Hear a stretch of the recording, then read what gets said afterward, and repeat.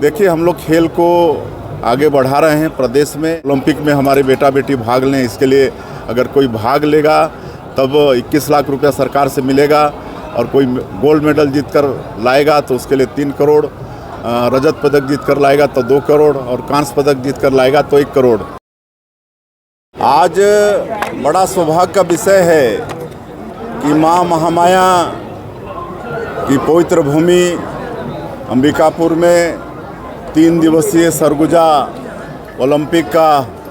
शुभारंभ किए हैं, जो आने वाले 3 दिनों तक चलने वाला है। और बड़ा सौभाग्य का विषय है कि शुभारंभ इस महोत्सव में हमारे इस सरगुजा के सपूत और प्रदेश के वरिष्ठ मंत्री श्री रामविचार नेताम जी, इस क्षेत्र के विधायक और प्रदेश के मंत्री श्री राजेश अग्रवाल जी,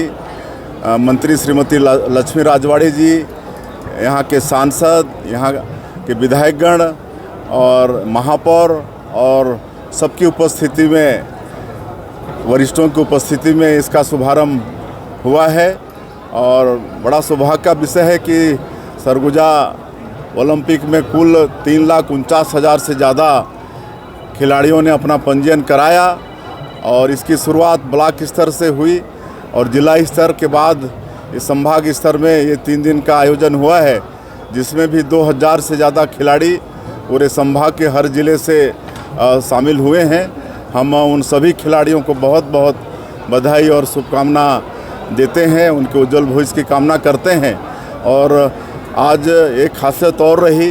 कि आज हमारे खिलाड़ियों को प्रोत्साहित करने के लिए हरियाणा से चलकर श्रीमती गीता फोगाट, जो मतलब पहलवान हैं, गोल्ड मेडलिस्ट हैं, वो आई, और निश्चित रूप से उनका आना खिलाड़ियों में एक प्रोत्साहन जगाएगा। तो ये आज की खासियत रही, और मैं फिर से एक बार सभी खिलाड़ियों को बहुत बहुत शुभकामनाएं और बधाई देता हूँ। सरगुजा आदिवासी बहुल क्षेत्र है, अब इस बड़े पैमाने पर सरकार आयोजन कर रही है इस तरह के ओलंपिक का, तो इसे और आगे तक ले जाने के लिए सरकार की क्या पहल है, और यहाँ के बच्चों को इसका क्या लाभ? देखिए हम लोग खेल को आगे बढ़ा रहे हैं प्रदेश में, और एक सौभाग्य और है छत्तीसगढ़ के लिए कि जो खेलो इंडिया नेशनल ट्राइबल गेम है वो पहली बार हो रहा है इस देश में, उसकी भी मेज़बानी करने का सौभाग्य छत्तीसगढ़ को मिल रहा है। इसी 25 मार्च को हमारे देश के केंद्रीय खेल मंत्री आदरणीय मनसुख मांडविया जी उसका शुभारंभ करने वाले हैं, और इस खेल का कुछ भाग यहाँ भी संपन्न होने वाला है।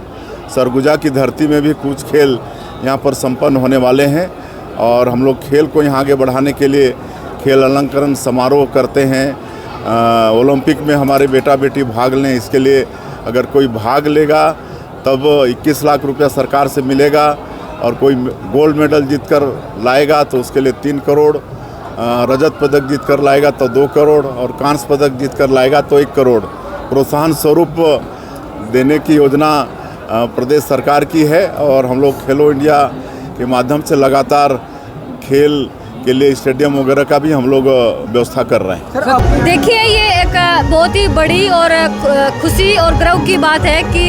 सरगुजा जैसे शहर में या छत्तीसगढ़ में इस तरह के आयोजनों का, इस तरह के खेलों का आयोजन हो रहा है, जो अपने आप में बहुत बड़ी बात है। और जब इस तरह के आयोजन होते हैं तो एक बच्चों में एक उत्साह आता है, और जो बच्चे होते हैं वो बहुत प्रेरित होते हैं। और जब स्पोर्ट्स आइकॉन उन खेलों के में को देखते हैं, जब आते हैं वो, तो उनको देखकर भी उनको एक प्रेरणा मिलती है। जैसे मुझे याद है कि जब बचपन में हम स्कूल में होते थे, और जब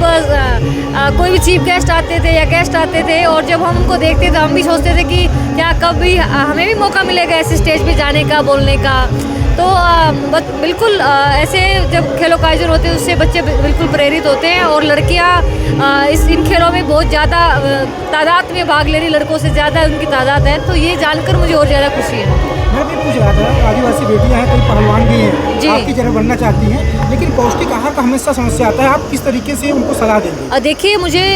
लगता है जिस तरह से मैं देख पा रही हूँ कि छत्तीसगढ़ गवर्नमेंट बहुत ही अच्छा खेलों के लिए कर रही है। अभी नेक्स्ट वीक भी कोई गेम्स होने वाले हैं, और पीछे भी अभी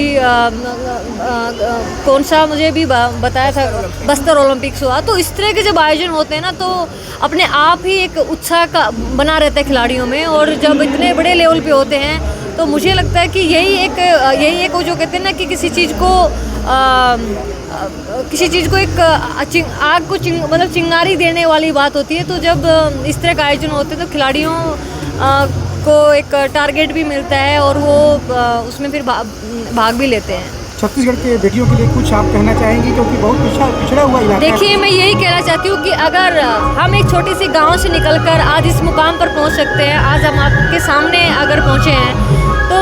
हर एक वो बेटी जो देश के किसी भी कोने में है, अगर आपके अंदर कुछ करने की चाह है और अगर खेलों में अगर आप करने की चाह है, मैं चाहती हूँ कि आपके उन पेरेंट्स को मैं कहना चाहती हूँ कि अपनी बेटियों को आप सपोर्ट कीजिए, उनको आप आगे बढ़ाइए। क्योंकि आज बेटियाँ जहाज़ भी उड़ा रही हैं, आज बेटियाँ आसमान छू रही, चाहे खेलों में हो, किसी भी क्षेत्र में हो, किसी भी क्षेत्र में बेटियाँ बेटों से कम नहीं है। और मैं हरियाणवी में आपने दंगल फिल्म में भी देखा होगा, हमारी छोरियाँ छोरों से कम है के, तो किसी तरह भी कम नहीं है, बस जहाँ भी जाओ पलट काट दो।